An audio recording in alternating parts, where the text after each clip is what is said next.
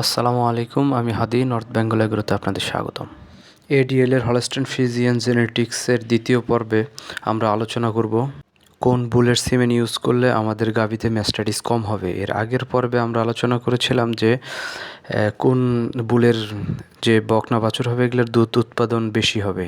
এইবার হচ্ছে ম্যাস্টাইটিস কম হবে, সাথে দুধ উৎপাদনও থাকবে। এই সবগুলো তাদের ইনপুটের সবগুলো ভুল নিয়ে, যেগুলোর পেডিগ্রি দেওয়া আছে সবগুলো নিয়ে একসাথে আলোচনা করবো ইনশাল্লাহ। আমরা বাংলাদেশের যে খামারিরা আছি তারা মূলত বুলের পেডিগ্রি দেখে বুঝতে পারি না যে এই বুলটা কেমন। আমরা আজকে শেখাবো যে পেডিগ্রি দেখে কিভাবে বুঝবেন বুলটার কোনটা রেজাল্ট কেমন হবে। সাথে আমরা হচ্ছে সবগুলো বুল নিয়ে আলোচনা করব শেষে। প্রথমে যে আপনারা দেখতে পাচ্ছেন এডিএল বুল নির্বাচন করার মূল বিষয়, এখানে যে 6টি বিষয় আছে এই 6টি বিষয় বুঝতে পারলে আপনি মূলত একটি ভালো বুল নির্বাচনের যে বৈশিষ্ট্যগুলো থাকে এগুলো সম্পর্কে মোটামুটি একটি ধারণা পাবেন। চলুন আমরা প্রথমটা দেখে আসি, যেটা হচ্ছে সোমাটিক সেল স্কোর, মানে হচ্ছে ম্যাস্টাইটিসের ঝুঁকি কম হবে। এটার রেজাল্ট যত কম হবে তত ভালো। আপনারা দেখতে পাচ্ছেন 2 বা 2-এর নিচে হলে খুব ভালো, 2 আর 3-এর মধ্যে থাকলে এটা মোটামুটি স্বাস্থ্যকর ওলান, 3 এবং 4-এর মধ্যে অ্যাভারেজ, 4 আপ হইলে ওটা খারাপের দিকে চলে যায়। এরপরে হচ্ছে পিটিআই মিল্ক হচ্ছে প্রেডিক্টেড ট্রান্সমিশন অ্যাবিলিটি। এটা হচ্ছে এই বুলের তার বকনা বাছুরে কী পরিমাণ দুধ উৎপাদন ক্ষমতার জেনেটিক্স ট্রান্সমিট করতে পারবে সেইটা বোঝায় আর কি।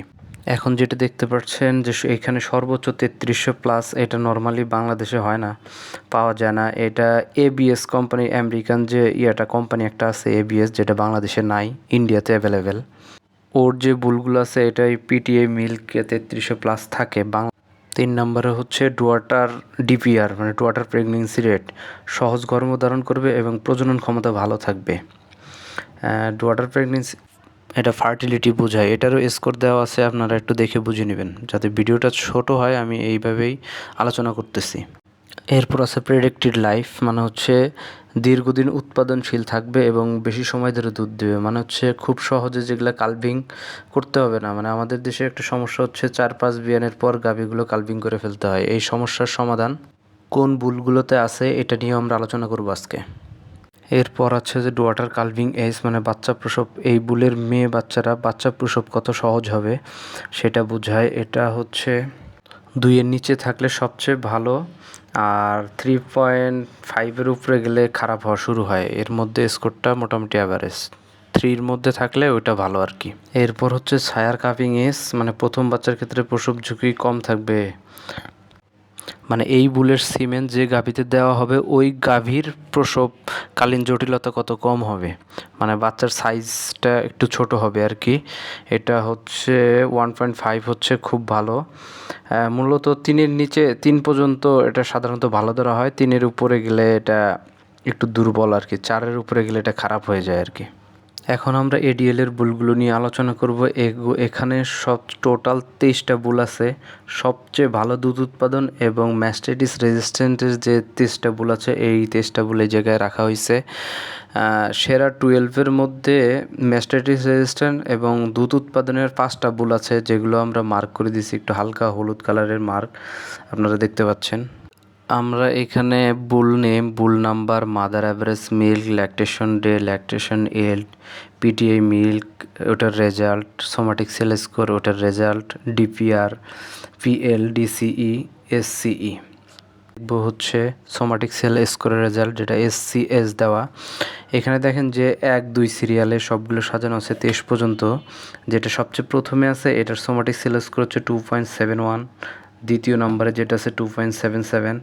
এখানে যেটা দেখতে পাচ্ছেন প্রথমে যেটা আছে 2.71 লুইজি, ওর আবার ওর যে মিল্ক উৎপাদন ক্ষমতা, এটা হচ্ছে উৎপাদন ক্ষমতার দিক দিয়ে এই টেস্টটার মধ্যে আবার দ্বিতীয়।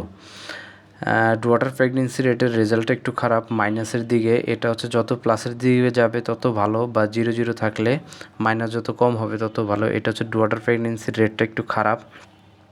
এটার প্রেডিক্টেড লাইফ প্লাসের দিকে আছে। ওয়াটার কালভিং এজ 2.7 একটু বেশি, সায়ার কালভিং এজ 2.4 একটু বেশি। এখানে আমরা সোমাটিক সেল স্কোর দিয়ে রেজাল্টটা সিরিয়াল করেছি। আর এই দিকে হচ্ছে মিল্ক কেমন হবে এই রেজাল্টটা দিয়েও আমরা ফার্স্ট সেকেন্ড করেছি, এটা একটু দেখে নেবেন। আর যেগুলো ইয়েলো মার্ক করা আছে পুরোপুরি লাইনে, যেমন লুইজি, এর বুল নাম্বার হচ্ছে 50520, তারপর আছে হচ্ছে 50509, তারপর আছে 50543, 50519, 50547। এই যে ইয়েলো মার্ক করে যে লম্বালম্বি যে 5টা বুল দেওয়া আছে, এগুলো হচ্ছে সোম্যাটিক সেল স্কোরের রেজাল্টও অনেক ভালো এবং দুধ উৎপাদন ক্ষমতাও এদের অনেক ভালো। ওকে, ধন্যবাদ। রেজাল্ট শিট দেখে নেবেন এবং বুঝে নেবেন আপনাদের গাভীর জন্য কোনটা উপযুক্ত হবে, সেই অনুপাতে আপনারা হচ্ছে বুল সিলেক্ট করে আপনাদের গাভীকে ইনসেমিনেশন করবেন। এতে আশা করি আপনাদের খামারের দীর্ঘায়ু হবে এবং দুধ উৎপাদন ক্ষমতা এবং আপনাদের খামারের যে প্রবলেমগুলো আছে সেগুলো সলভ হয়ে যাবে আস্তে আস্তে।